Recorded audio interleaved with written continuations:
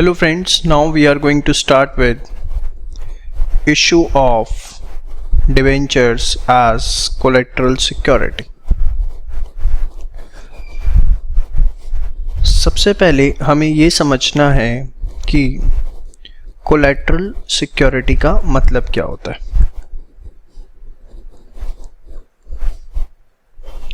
देखिए, collateral security का simple words में मतलब होता है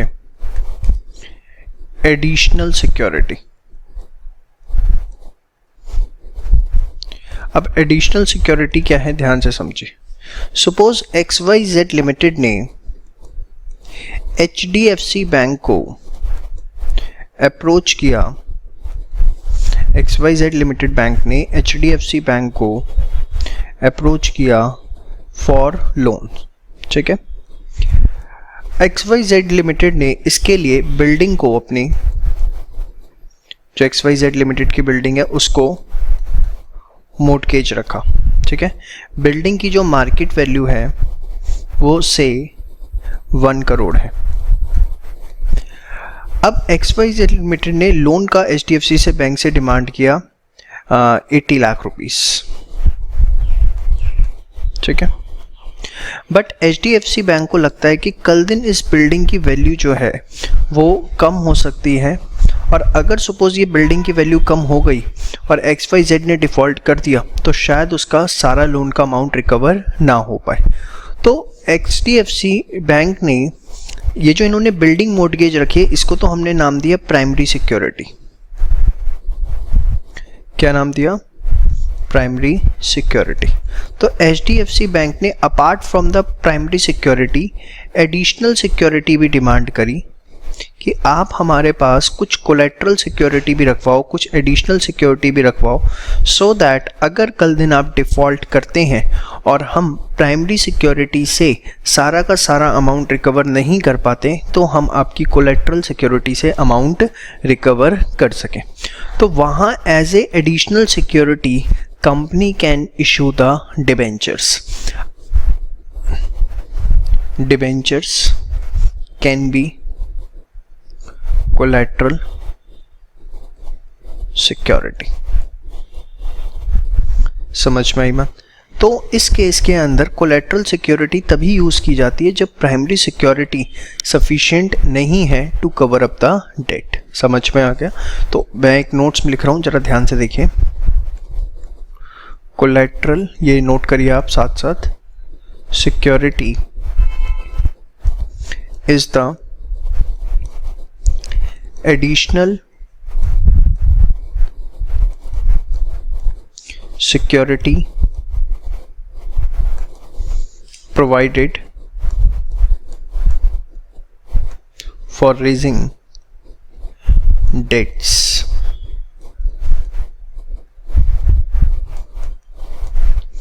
It is used only when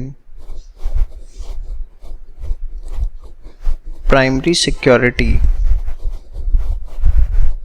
is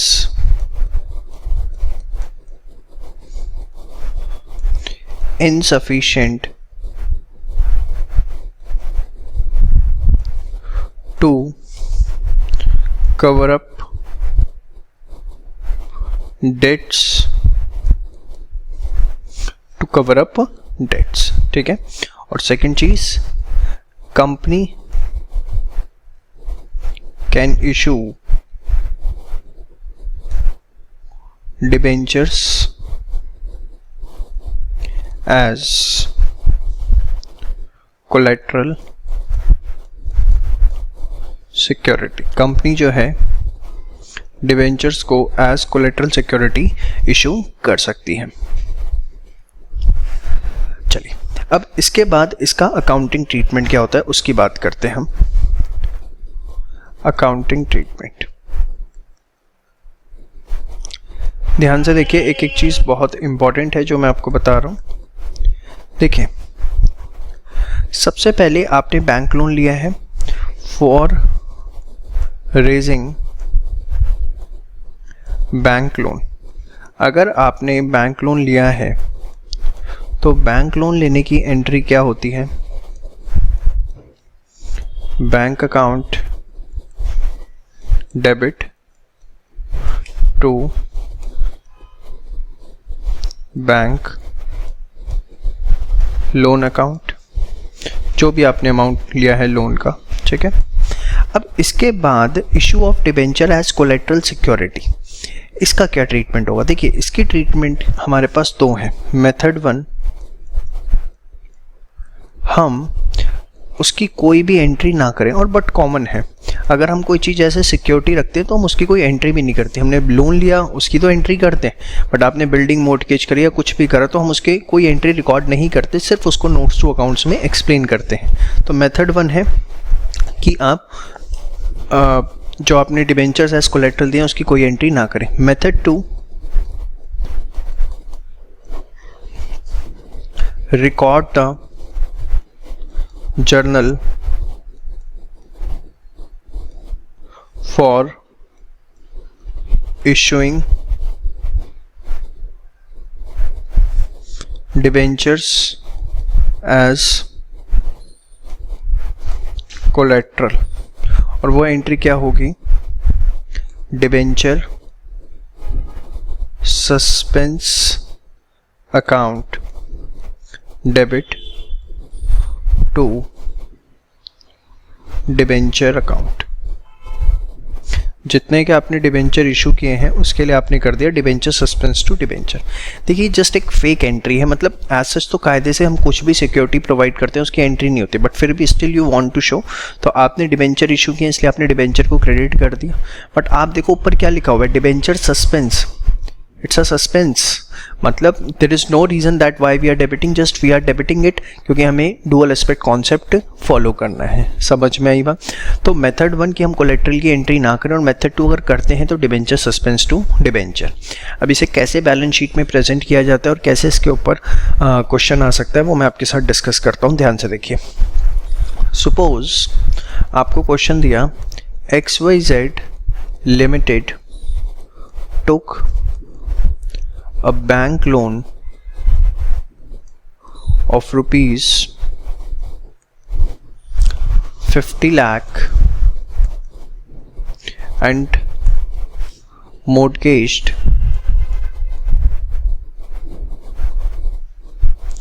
building of rupees 40 lakh and debentures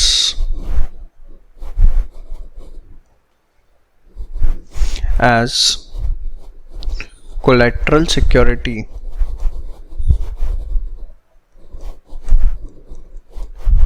of rupees 25 lakh, और यहाँ मैंने लिख दिया 10% डिबेंचर्स। समझ में आई बात? अब देखिए किस तरीके से हम करेंगे, दोनों तरीके से मैं आपको करके दिखा रहा हूँ। सबसे पहले हमने बैंक लोन लिया है 50 लाख रुपीज़ का, तो हमारी एंट्री होगी bank account debit to bank loan, कितना बेटा? 50 लाख 50 लाख, ठीक है। अब मेथड 1 जो आपने कोलेट्रल इशू किया उसकी कोई एंट्री नहीं करेंगे, बट उसे किस तरीके से बैलेंस शीट में प्रेजेंट करना है वो देखिए। स्टार्ट करते हैं बैलेंस शीट। अब इसकी कैसे बैलेंस शीट में हम इसे प्रेजेंट करेंगे? Balance sheet of XYZ limited as at जो भी डेट है, और साथ में आप जरूर लिखेंगे एन एक्सट्रैक्ट। एन एक्सट्रैक्ट किस लिए लिखना है? एन एक्सट्रैक्ट इसलिए क्योंकि हम पूरी बैलेंस शीट नहीं बना रहे, उसका एक पार्ट बना रहे। अब देखिए कहाँ पर किस तरीके से कौन सी आइटम हमें शो करनी है।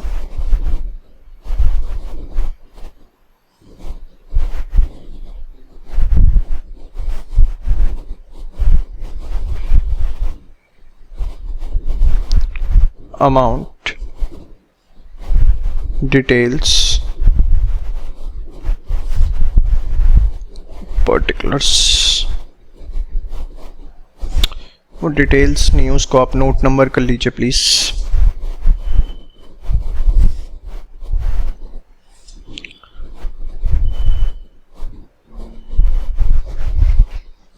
ध्यान से देखिए, सबसे पहले हम क्या लिखते हैं, इक्विटी एंड लायबिलिटीज,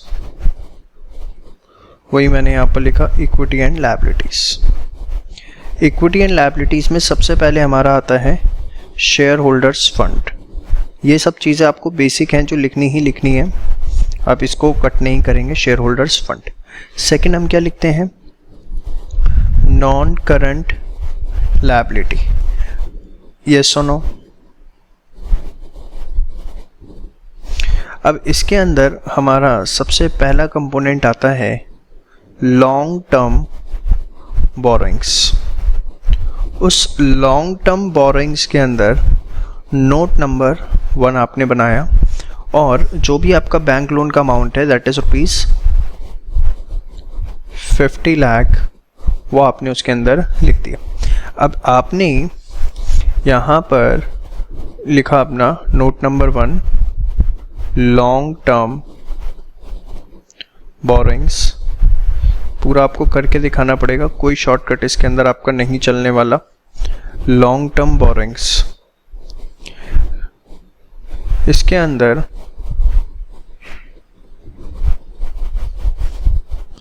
आपने लिखा particulars amount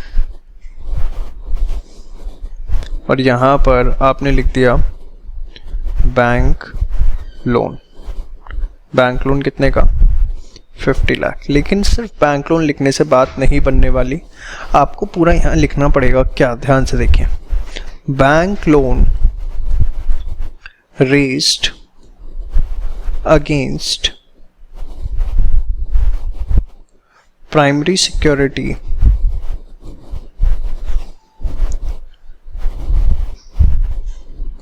of market value ₹40 lakh and additional security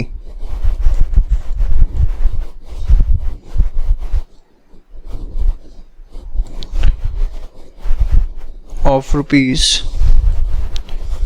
debenture हमने कितने के इशू किए थे, 25 लाख के, तो आप लिखोगे of ₹25 lakh by way of issuing debentures. ये सिर्फ आपको यहाँ पर पूरा एक्सप्लेन करना पड़ता है कि आपने किस तरीके से लोन रेज किया, अगर आपने एंट्री नहीं करनी है। दैट्स इट, समझ में आई बात। और फिर आप थर्ड पार्ट आपका क्या होता है, थर्ड पार्ट होता है आपका करंट लायबिलिटी, इसके बाद एसेट्स। एसेट्स में नॉन करंट एसेट्स,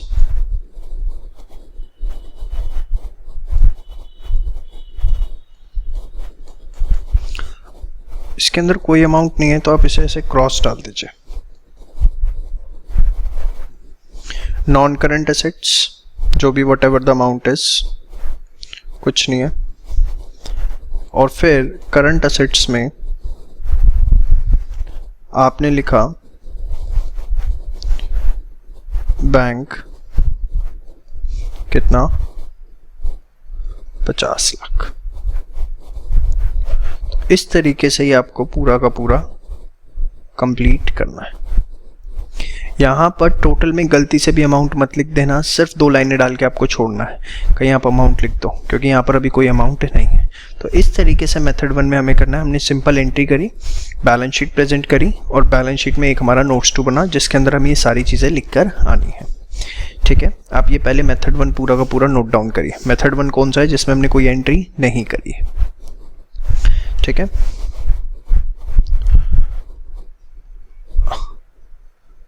फटाफट इसको प्लीज एक बार नोट करिए। अब देखिए मेथड 2, मेथड 2 में हमें क्या करना है, हमें एंट्री करनी है डिबेंचर सस्पेंस टू डिबेंचर। तो हम क्या करेंगे, इसी को ही मैं मेथड 2 बना रहा हूँ, होपफुली आपने मेथड 1 नोट कर लिया है। तो इसमें ये एंट्री तो हमारी होगी, अपार्ट फ्रॉम दैट एक एंट्री और होगी, that is debentures debit debenture suspense, debentures debit to debenture suspense. कितने के डिबेंचर्स हैं बेटा? 25 लाख के, ठीक है। अब इसके लिए आपको क्या करना है, ध्यान से देखें। यहां पर आपने शेयर होल्डर्स फंड लिखा, लॉन्ग टर्म बोरिंग्स लिखा, इसी में एक चीज और आएगी आपकी, other non current liabilities, note number 2, 25 lakh. और उसके अंदर आप एक सेकेंड नोट तैयार करेंगे। फर्स्ट नोट आपका सेम रहेगा, अदर नॉन करंट लायबिलिटीज, जिसके अंदर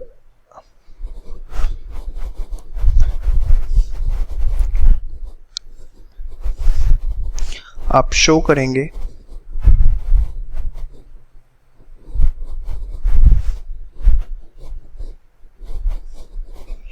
पर्टिकुलर्स अमाउंट। यहां पर आपने लिखा डिबेंचर्स कितने के हैं हमारे? 25 लाख। और यहां आपने लिख दिया बीइंग, सॉरी नरेशन लिख रहा हूं, आपने लिख दिया debentures are issued as collateral security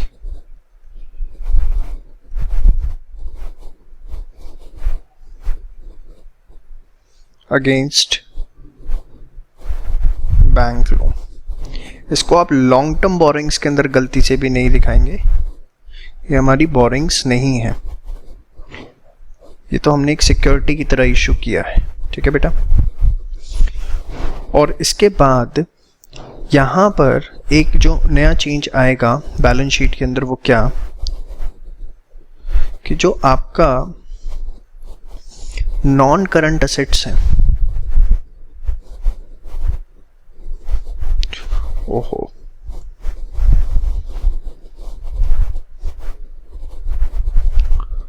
assets non current assets, तो इस नॉन करंट असेट्स के अंदर आप under the head other non current assets, note number 3, 25 lakh, आप क्या करेंगे, वो दिखाएंगे debenture suspense account, note number 3, other non current assets.